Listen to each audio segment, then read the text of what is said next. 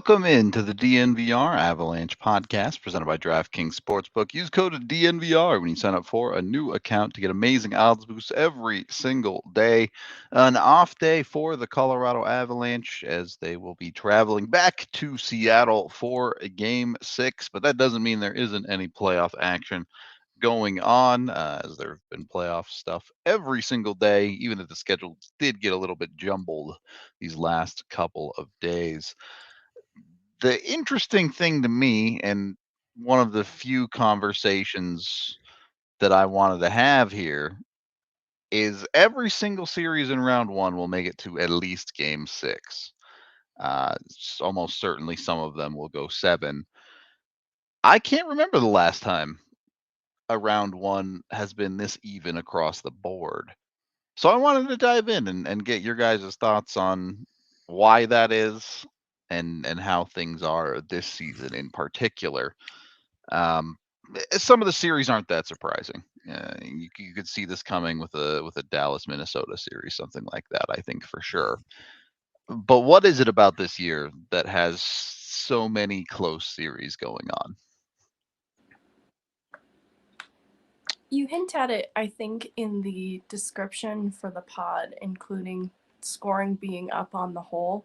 I think that is one small component, but a part of this, the NHL parity. Like, we even see the way in which home ice hasn't really been an advantage for teams this year, too. I think because when the regular season ends and the Stanley Cup playoffs begins, I think teams treat games by game basis, and any given regular season game, it's why when Anaheim comes through Colorado, I don't immediately count Anaheim out, and that's because of the parity in the NHL. There's a lot of high skill upside in players today that I think has led to scoring being up in the NHL as a whole. And I think that at this time of year, these teams have been whittled down to among some of the best. And even though there are some lower seeds, Seattle finishes an 100-point team for a reason. And I think this all sort of works together to describe what we're seeing in these Stanley Cup playoff rounds so far, and why there hasn't been, because I know I don't think many of us took sweeps either in our predictions for this year. It was very onesie twosie, and I think it's for a reason. I think it's just because these teams, whether the lower seed or not, are really competitive. Goal scoring on the whole is up. There's a lot of technology too. I just think the game is evolving. Um, Athletes are fine tuning their craft in so many ways that it keeps the Stanley Cup playoffs really competitive, even for an expansion team. I think Seattle's going to be a really interesting example to look at too, moving forward in how this team was constructed. Yeah, I think you touched on a lot of different factors there that do play a role in it. You know, it starts with NHL has always been considered to be the league with the most parity of the big four at very least. Uh, Playoff runs have always been a lot less clear cut than things like basketball or football certainly, and even baseball to a lot of extents for various reasons, whether it be the salary cap or randomness involved in the game. But it does seem to have gone even beyond that at this point. um, I do think part of that is the scoring. I do think part of that is a weird, maybe it's just a weird year where it's extra close this year, but I don't know. AJ, is there any specific thing you see? Yeah, I mean, I think the scoring environment is a good call out because you do, we saw earlier in the regular season, teams were blowing more multi-goal leads than ever before. You look at even in Colorado Seattle series, three multi-goal leads have disappeared. Not that those teams necessarily came back to win, but we've watched multi-goal leads in games just disappear. And we've seen games ending in overtime, and uh, uh, at what feels like a pretty normal rate in terms of overtimes. It took a while for the overtime machine to really kick up, what with it being double overtime in game one of Dallas, Minnesota. So I do think that I do think that the scoring environment is having an impact on that. I think injuries are also as the comment on this came up earlier, that injuries are a great equalizer in some things. But we also knew, like, the Western Conference, we talked about all year long. The West is not great. It doesn't have a team at the very top that you are saying, look at that juggernaut. It was, if Colorado can get healthy, they're scary. Well, we're in the postseason and they're not healthy. So they're not nearly as scary as we're watching every night now. You are looking at the top of the West, the bottom of the West. It's all been pretty. I mean, the Vegas Winnipeg series has been really competitive. And again, injuries is a great equalizer. Laurent Brossoit is the goaltender in that series, and I think has been a pretty serious factor for why the Jets have been able to hang around. I just don't. I think those things, but I also think that you're talking about, and I know this is a sensitive topic in Colorado right now, but you're talking about a really, really competitive trade deadline where teams pushed a lot of assets uh, especially in the out East. Yeah. out the door to try and go get major upgrades. I think if we were like had like a master list of just the players that got moved at the deadline, it's a lot of guys that you're like, those are pretty good hockey players. Not in Colorado. It's like, hey, Lars Eller's been fine.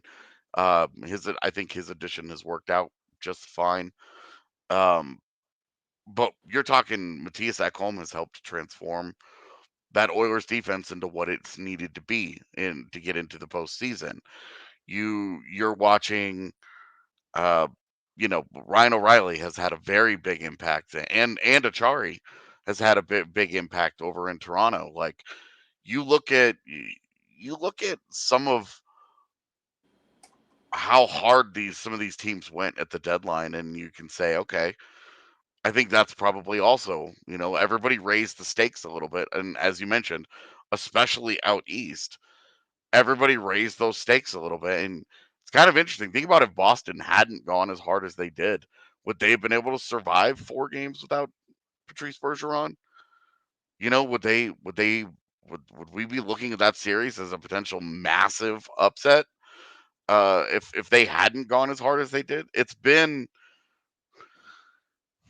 I certainly think that the deadline, the teams really amped things up at the deadline. A fair point. Um, i- it's I do think it is a little bit something hard to pin down. We haven't really had significant rule changes or anything like that to cause this explosion of offense this year, or there hasn't been a specific catalyst for why teams have gone so hard this season as far as a trade deadline conversation. So I am a little bit curious if there is a little bit of randomness here. So let me ask it to you two this way: is this the new normal? The scoring, the trade deadline levels of all in, the close playoffs. Can we expect this going forward from the NHL, or is this a enjoy it while it's here kind of thing? I think in hockey there's always going to be a component of randomness, but I also think someone in the chat mentioned the expansion teams, and another thing to build off of that.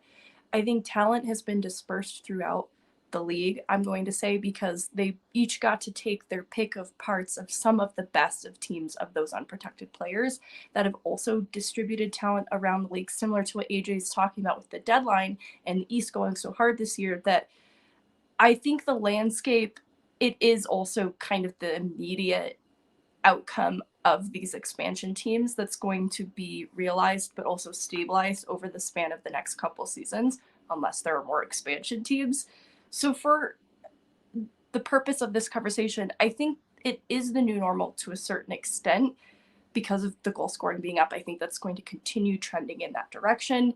But there are some factors in recent history that have contributed to it as well, including deadline and expansion teams, that I think unless that continues to be the norm, there's more expansion teams or teams, like depending on how much the cap goes up, if teams are able to take big swings at the deadline, then that will definitely be the new normal. I think the cap is the other factor that is a very, very good point here, because it not going up has forced teams like the Colorados at the top of the league to just cut talent. They just, Yep. the Avs had to replace Andre Burakovsky and Nazem Kadri with JT Compher and Evan Rodriguez this year. You're talking about two guys who are making $12.5 million this year got replaced by guys making $5.5 million. And like, cost efficiency is an enormous part of success in the NHL. It is an enormous part of it. And seeing where the Avs have had to make those cuts the last couple of years, and depending on, to be honest, depending on how seriously they take the $7 million Gabe Landeskog LTIR over the summer, whatever, they could have a decent amount of money to spend. They could have not very much money to spend. And the cap once again only expected to go up $1 million, really flattens out teams' ability to retain players. It's a really hard thing for teams to continue to pay these guys. You look at how Seattle was built. The expansion draft is part of it, but also how much money did they spend in free agency over the last couple of years? They gave Burakovsky a lot of money. They gave Jaden Schwartz a lot of money. They gave Philip Grubauer a lot of money.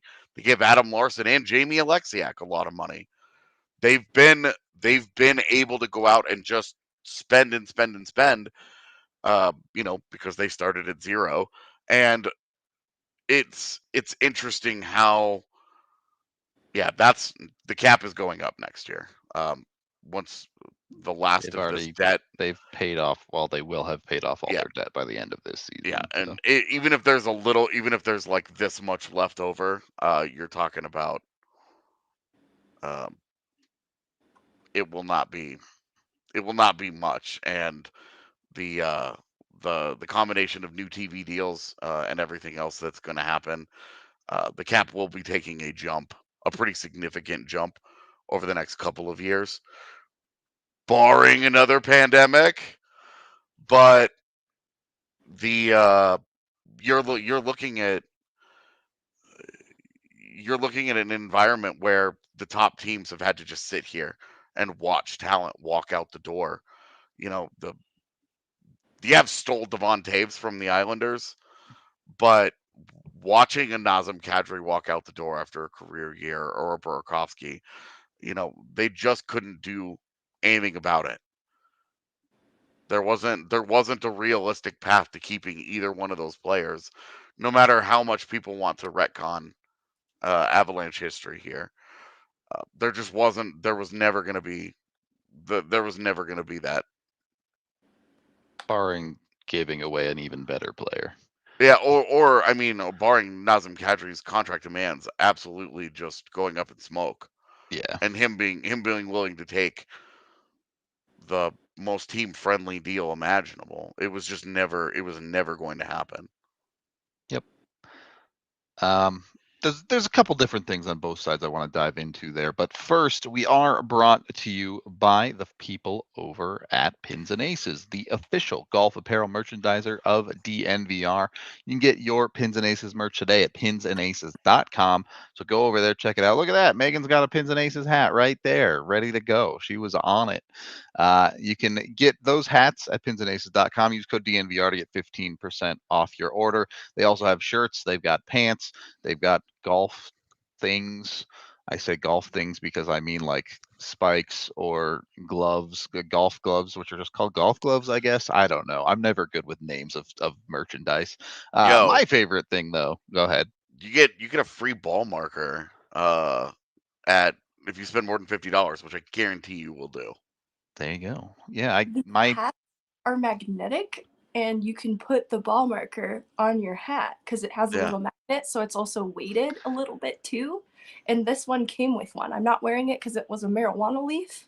I didn't pick it. It just came that way. So I took it off. But trust me, that is a really cool feature. There you go. Finding out secrets about pins and aces gear as we go here. Also, the liquor stick, you can put that in your golf bag and then be the coolest guy on the golf course when you serve people drinks. So jump on it with pins and aces. Go get some sick merch from them. Again, they're our official golf apparel merchandiser. Maybe wear some to the DNVR golf event on May 5th. So should be a fun one. And then brought to you by Bacchus and Shank. Has your team been reduced in talent level because of expansion and it's not your fault? Maybe you should call Bacchus and Shanker. Call 222-2222 today. I joke, but seriously, if you have been in a situation like a car accident, even if you weren't driving, even if it's a ride share, even if you were on a scooter and someone hit you or something like that, that's what Bacchus and Shanker does. Or maybe you're at work, you've been injured there. They will hear your case for free. If they think you have one, they'll take it on for free.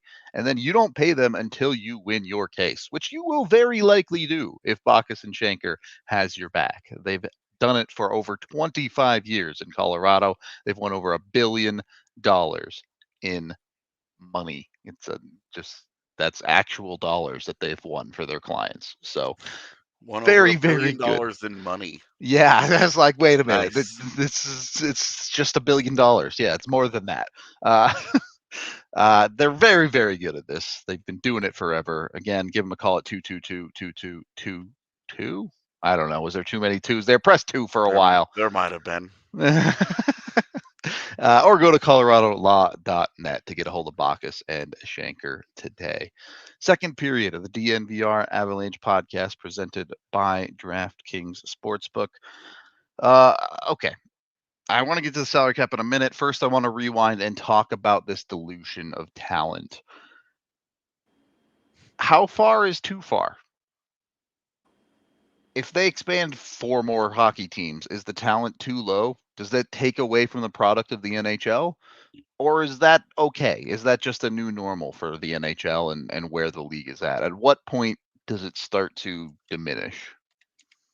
Yeah, I mean that's 92 more jobs in the NHL. Yep. You're talking about, are there 92 guys in the AHL right now that belong between the AHL, the KHL, the European leagues? Are there Wherever 92 you guys that find it, belong sure. in the NHL? So At this moment, I would say no, but could there be in the future? Maybe. I mean, you could have said the same thing before the Vegas expansion. Were there Yeah. 50 more jobs, for those two teams? And you do look at the impact of it. You have bottom sixes that are just full of guys. Yeah. Not that that's different than any other time in hockey history. When there were 23 teams, there were still just guys hanging out at the bottom of rosters. Well, so that's an interesting contrast, right? With on the flip side of you saying, oh, there's just guys in people's bottom 6, you're also seeing the league has never shifted more towards talent throughout their lineup as far as actual hockey skill is concerned than ever before. Yeah. So I guess my question is, how does the league balance that if they continue to expand? Well, I think if you're a hockey player that's under 6 feet tall, you love that because it's never been a more in vogue thing to be a guy that is 5'7" and really skilled. Can you learn how to play? I mean, the Dennis Morgans of the world are the ones that probably benefit the most because they make up a huge portion of high-end scorers in European leagues and high-end scorers in the AHL that can't get NHL jobs on a consistent basis. So those are the guys that'll be pushed across the finish line a little bit. I think we'll see players' path to the NHL extend so much more beyond the draft than ever before. We're sort of seeing it with the undrafted college free agency being a pool for teams to choose players from and take a chance on. But I think it's also linked to the Chicago Wolves shedding their NHL affiliation and looking to be an independent American League team. I think that's going to introduce really interesting visibility to NHL clubs without tying themselves to any one NHL team, that they're going to be able to pull from the American League even still. The NCAA, it's definitely taking much bigger of a risk to look at that as a pipeline to pull players from. But like you mentioned, the KHL and I think a lot more European leagues are going to be scouted more heavily if expansion was to happen. I think my only concern would be for the sport as a whole. I think in terms of viewership, even with the 32 teams that exist now, we see how much the East and the West are not familiar with the other just because of time zones and being able to tune in and watch those teams. That you introduce more teams into that, I think there's going to be even more unfamiliarity with the NHL and the clubs that make it up, that I would have a little bit of concern of how they plan to juggle that, because they're already struggling to market their 32 existing teams. The expansion would be great to introduce those clubs to new markets. Like, I think there are some markets that would be terrific to grow the game because they have the existing fan base. But that being said, it does pose some concerns, is where I'm going with it. Houston. You'll get a team there eventually. Relax. Bring me my arrows. Give it another 7 years and you'll have a team in Houston. What I don't want is another team in freaking Atlanta, especially Yeah. where they're. So I have a one of my childhood friends lives in Atlanta, and he messaged me out of the blue and was like, "What's all this about?" And I was like, "I don't know, man. They're talking about putting another team there. They're talking about building a new arena there." And he was like, "Okay, where they're talking about the arena, though, nobody's going to go to, because the people who live in Atlanta are not going to venture out there." Yeah. And I know that this has been a challenge with where they built the Braves' new stadium as well, is that they built it way out, not in Atlanta at all. And so this conversation of like the NHL's looking once again at this damn city, which has proven time and time again is not a good sports city. It's not a good pro sports city. Please stop with Atlanta, please. Please stop. Please. So we've kind of covered the player dilution side of it. Megan, you talked about scouting European leagues. The other side of it is, at what point does it dilute the fan market? At what point are you just taking fans from other teams and having them root for a different team now and not really growing the full scope of the sport? Not never. I mean, at no point. You look at Vegas and Seattle and think so about all unlimited expansion there. No, I don't think that that's the case. I just think that there's not viable enough markets. There's not 40 markets that you want NHL teams in. Okay. Like I don't think that there are 40 markets that the league should be into. Not yet. Maybe 30 years from now we could be having that conversation. But right now, I just think that you're getting into, you dropped a team in Vegas, and part of Vegas's whole shtick the entire first 2 years they were there was fans giving away the jersey of the team that they rooted for and becoming Knights fans. Like, and Seattle's not going to have any problem converting people into fans, especially with a successful run, a successful postseason run. I think the one thing the NHL has stumbled upon with its expansion draft formula is we've created a formula that allows teams to be competitive quickly, which means that teams are no longer getting into markets and spending their first decade stumbling over themselves, getting their shit rocked for the first 5 years, and instead being allowed to get up to speed and be competitive. The Vegas thing was kind of a freak show, but we're seeing with Seattle, they were a lower seed. They might win a playoff round here. Uh, like it's a good thing for that market to get up to speed and for fans to get involved. Yeah, I don't disagree. I think, for the record, league wide, I think the expansion draft was a fantastic change. I think it's one of the best things the NHL has done in a long, long time.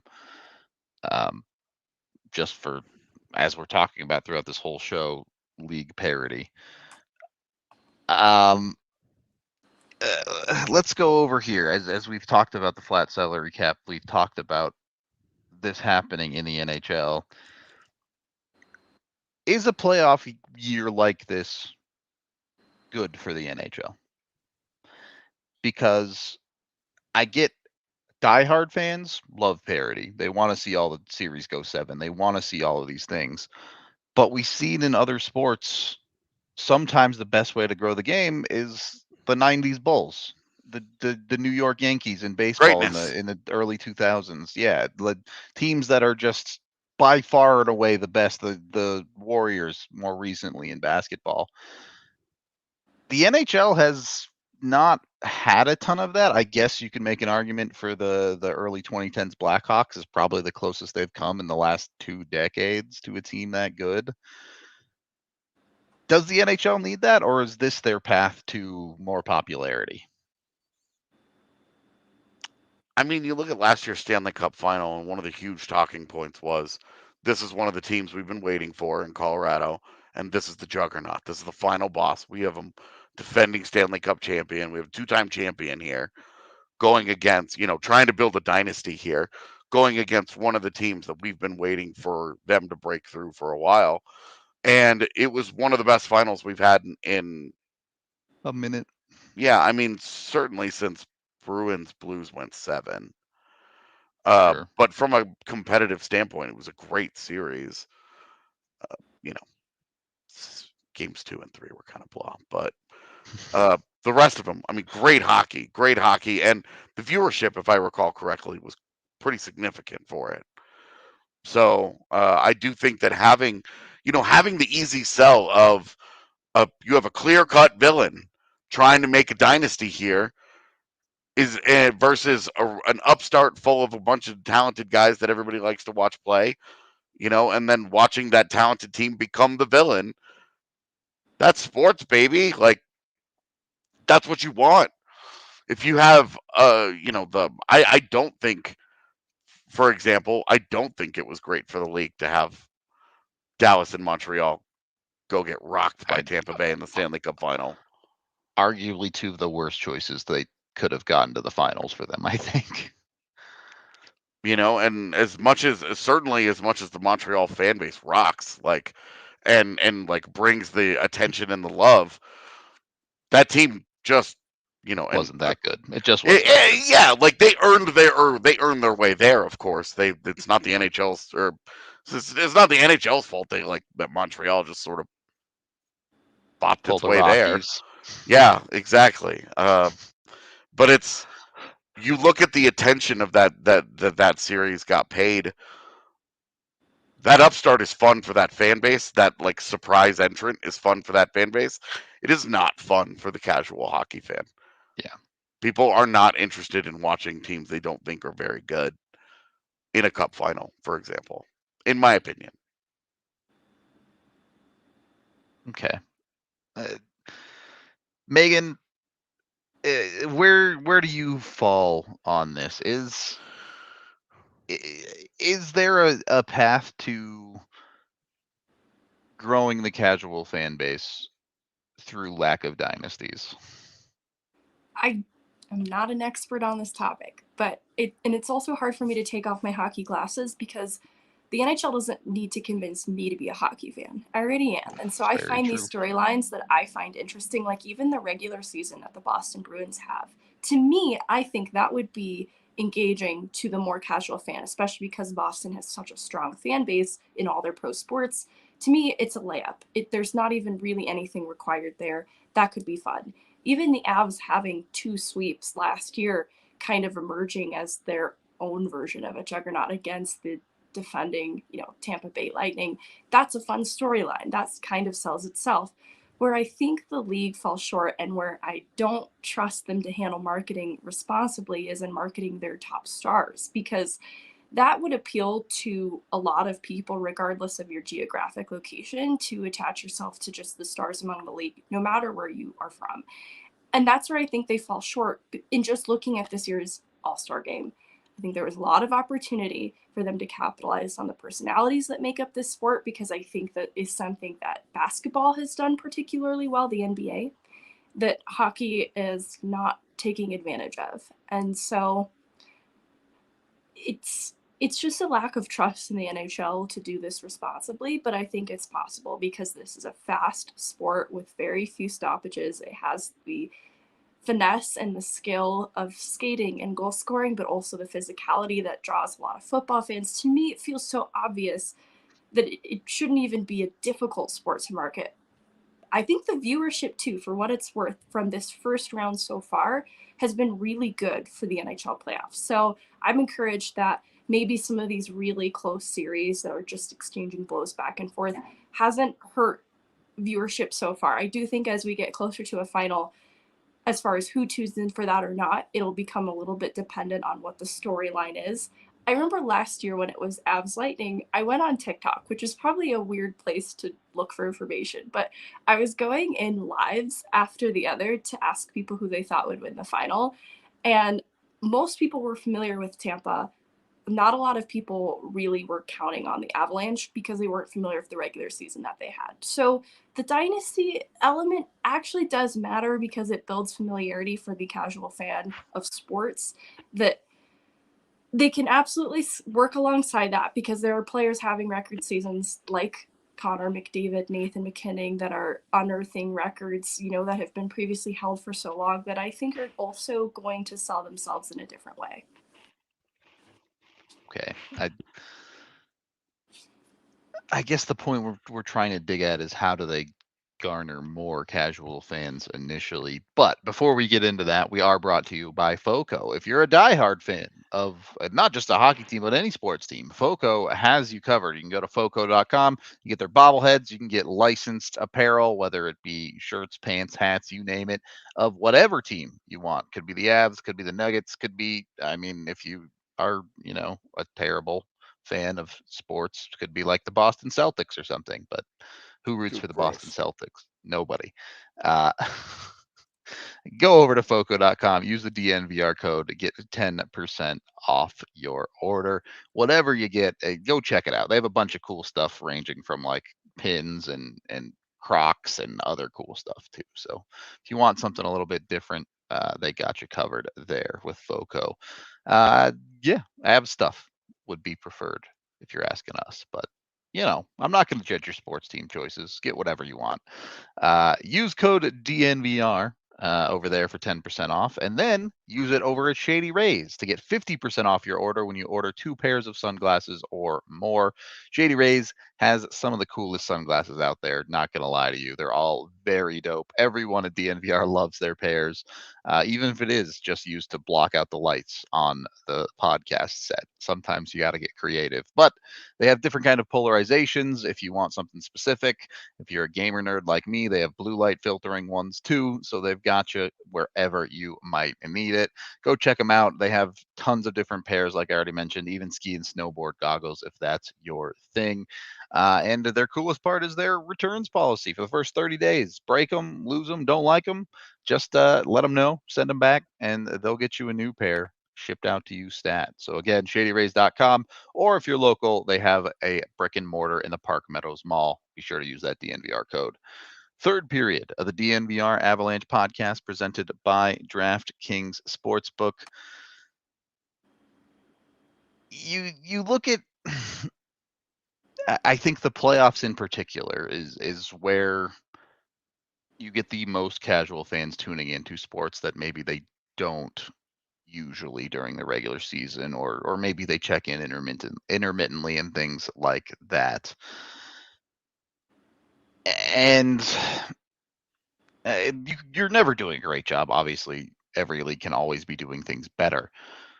But something we've talked about a lot is giving people the opportunity to watch the games a little bit more. Right now, we have games that overlap each other pretty badly throughout the playoffs. We have start times that get delayed because channels just do that for whatever reason. Are there process things that the NHL can do, like scheduling games a little bit further apart, that would help get people into the sport? Or is this something that has to be solved more by the players on the ice, more players showing more emotion or personality or whatever?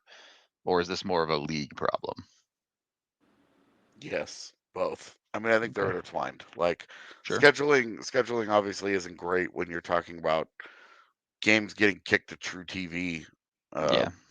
that's not what you want. But I also think that what Megan says about marketing its stars is an enormous part of this. Yeah. I'm a pretty casual NBA fan. Like I watch the Nuggets, but I don't watch many non-Nuggets games. But I'll tune in. I'll tune in if I'm going to watch the Warriors and Lakers, for example, because I want to watch Steph and LeBron. Yeah. Part of that is marketing. Part of that is just pushing out, hey, this is a star matchup for a reason. You look at the NHL this year had an outdoor game that nobody knew about. Like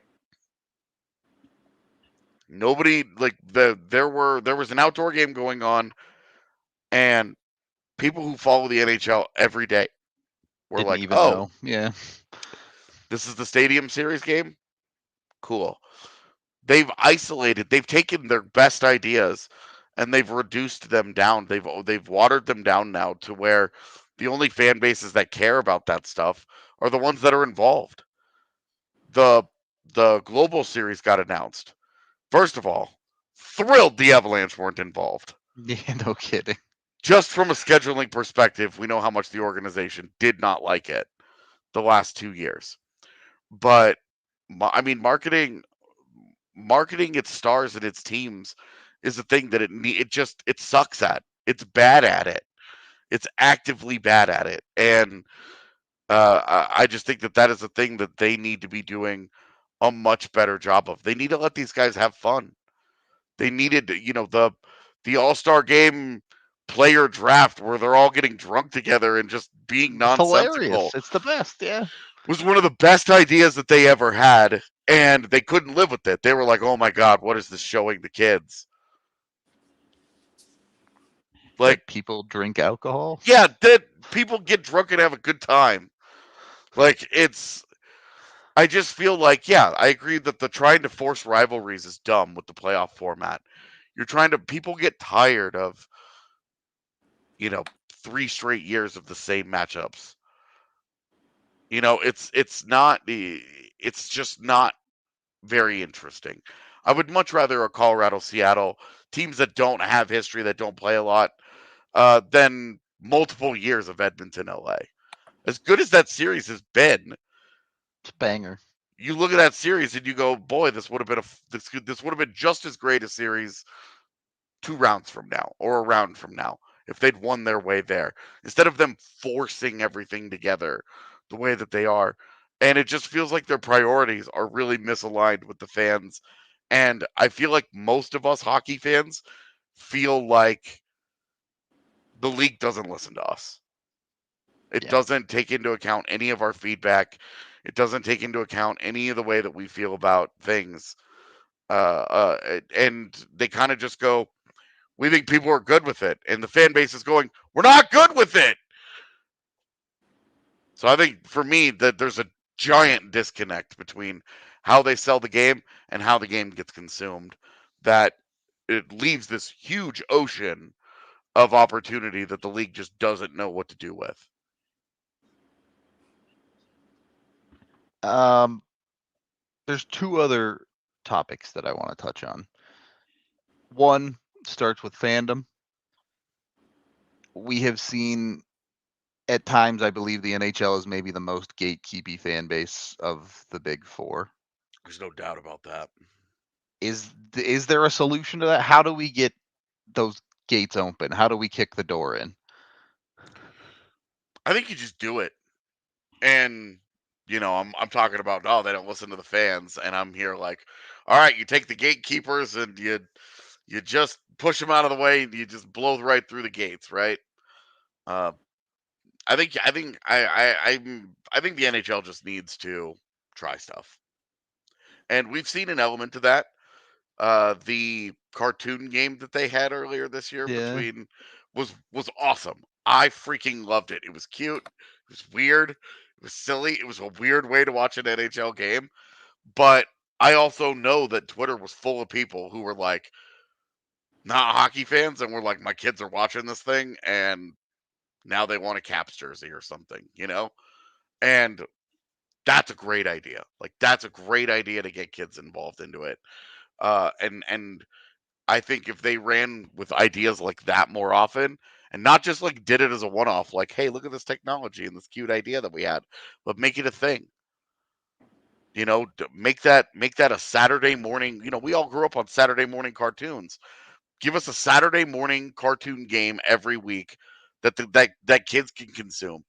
That appeals to them and get them into the hockey door early. Yeah. And I thought that was a great thing. More stuff like that, more creativity, more out of the box ideas. Blow right past the gatekeeping.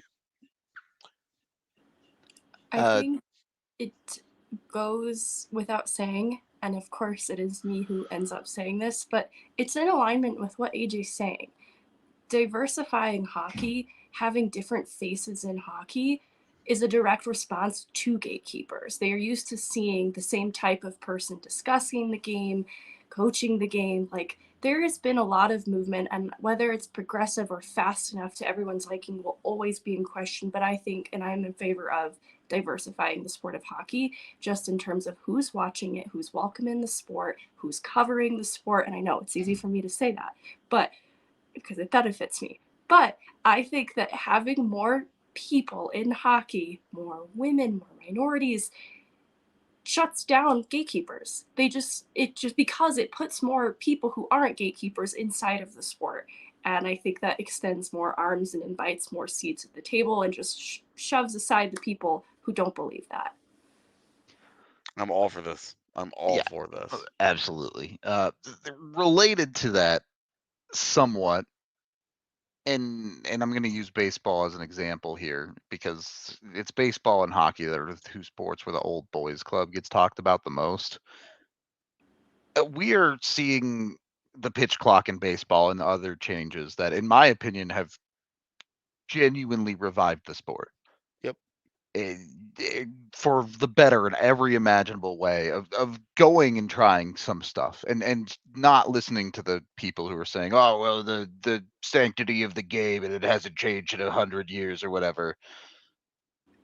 Going the other way is helping save baseball. The NHL now has an example of another major sport that can get away from some of those old thoughts and move into the future with a little bit more of an open mind, I hope.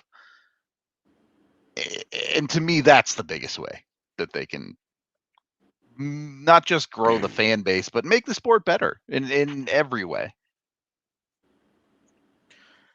Yeah, I mean the changes in baseball have breathed new life into it and have made. I haven't gone and caught a live game yet because I have a really hard time trying to give the Rockies my money.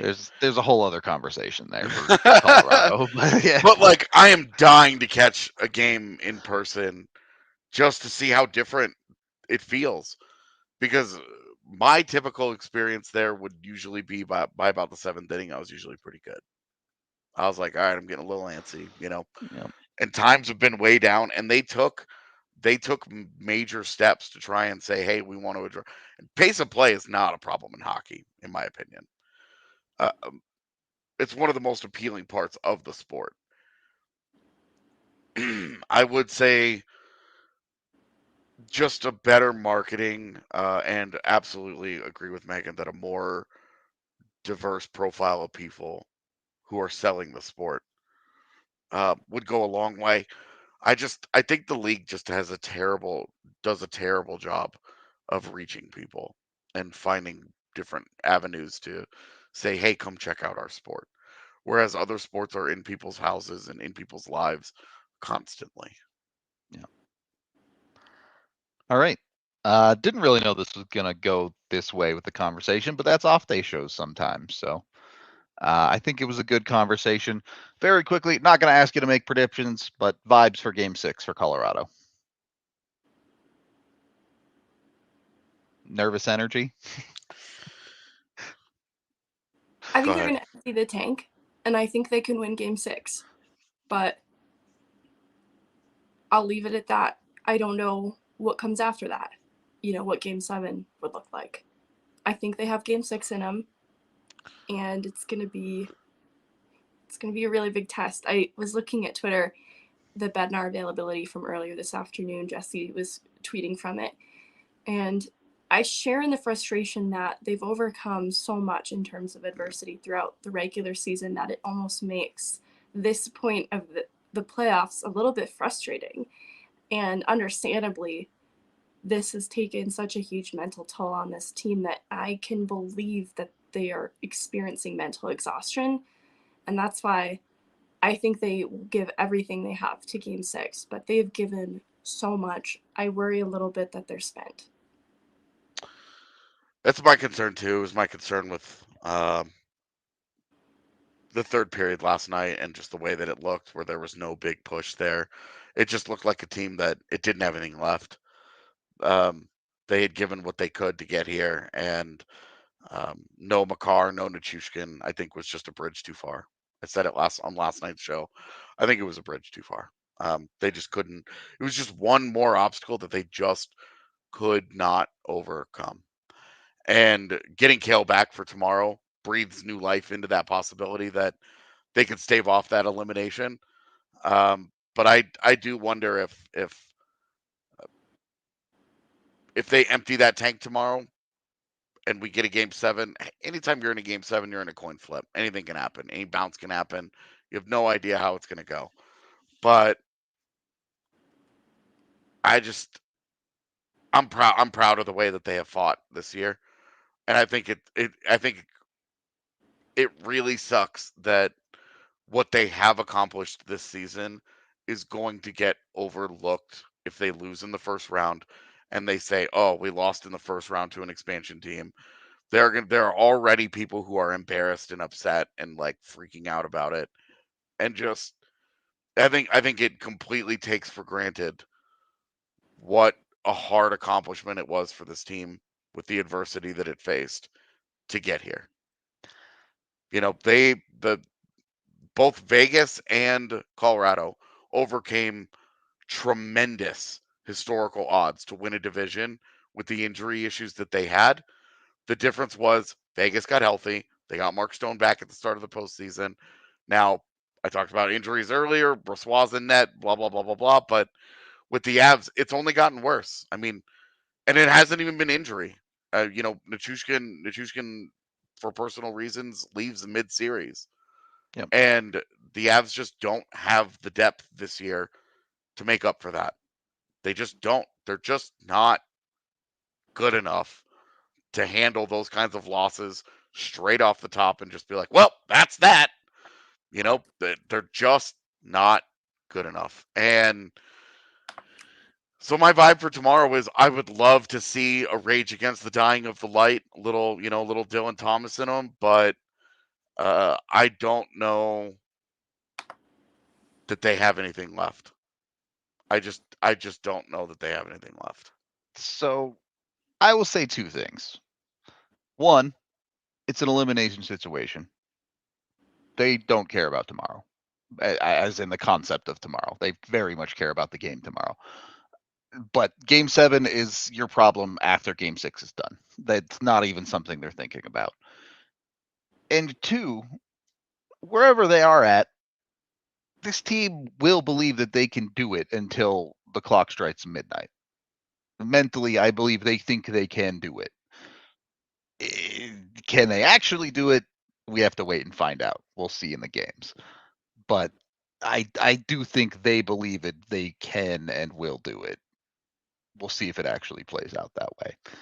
We're going to get out of here for today's show. We appreciate all of y'all hanging out with us on this off day. Obviously, it's crunch time tomorrow for Colorado. Could be the end of their season, or they could be forcing a Game 7. Either way, you can catch us right here, pregame, watch along, postgame on the DNVR YouTube channel. So be sure to like and subscribe. We appreciate you all, and we will talk to you in the next one.